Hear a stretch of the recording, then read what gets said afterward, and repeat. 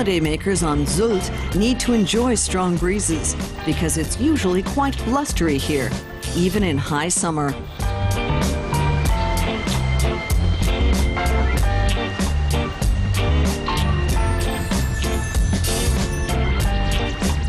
The North Sea island is 38 kilometers long and only 350 meters wide at its narrowest point. Tade Korent is a sporting director in the island's largest town, Westerland. Of course, many of the sporting activities take place on the beach in summer, when holidaymakers and locals can get together for a game of beach volleyball or beach soccer.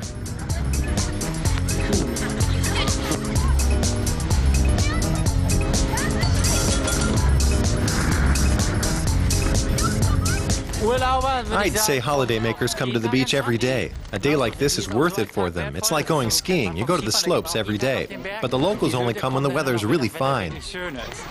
In summer, some 13,000 wicker beach chairs dot the island's broad, sandy beaches. Deck chairs and parasols are not suited to the island's climate. The weather here is changeable. The sun usually shines once a day, but there's always the occasional shower. And as you can see, it's a bit windy as well. You're always able to set up the beach chair the way you want it, so that you're out of the wind. And you might even catch a bit of sun. The small town of Kampen is Sylt's most luxurious resort.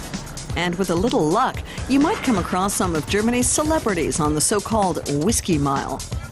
Ex-professional tennis player Boris Becker feels at home here on Sylt, as do football coach Otto Rehagel and former playboy and art collector Günter Sachs.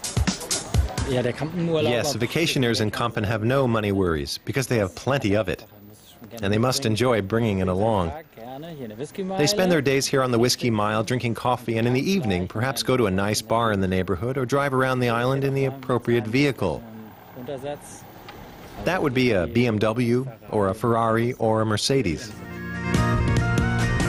But Sylt also has quiet places for those wanting to stay out of the limelight.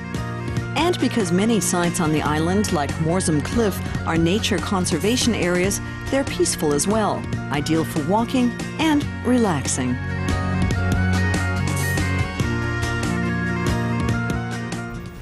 Well, here we are on the east side of the island in Morsum. Here, of course, we have the mud-flat landscapes, and you get a wonderful view of Morsum Cliff. And on this side, the island is a bit greener. There are meadows, which of course are very inviting for long walks. The many beach bistros are popular with families on holiday and jet-setters alike. And they can enjoy the fresh air and a sea view while they eat. Here, Sylt cuisine is unpretentious. Fresh fish above all, maybe caught the day before or even on the same day. I'd say that was typical Sylt food. And red berry compote with vanilla sauce to follow. I'd say that was a typical Sylt dessert. Germany's most northerly island is so popular with many holidaymakers that they gladly swap a Mediterranean holiday with guaranteed sun for a couple of days on Sylt.